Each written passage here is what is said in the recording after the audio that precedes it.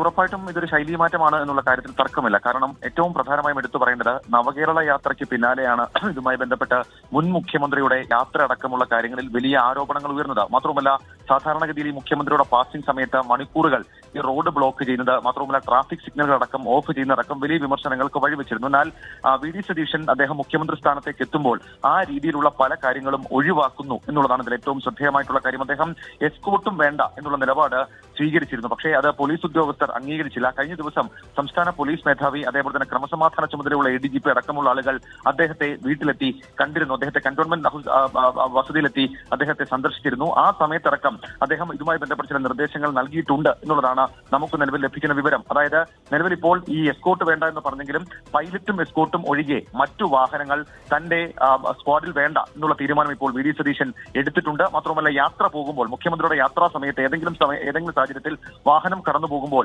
നാട്ടുകാരെ, പൊതുജനങ്ങളെ ബുദ്ധിമുട്ടിക്കരുത്, മാത്രമല്ല റോഡ് ബ്ലോക്ക് ചെയ്യരുത്, സിഗ്നലുകൾ ഓഫ് ചെയ്തോ അതല്ലാതെയോ റോഡ് ബ്ലോക്ക് ചെയ്യരുത് തുടങ്ങിയ നിർദ്ദേശം അതിപ്പോൾ വി.ഡി. സതീശൻ മുന്നോട്ട് വെച്ചിട്ടുണ്ട്. ഉന്നത പോലീസ് ഉദ്യോഗസ്ഥരുമായി അദ്ദേഹം ഇത് സംസാരിച്ച് നിർദ്ദേശമായി നൽകിയിട്ടുമുണ്ട്.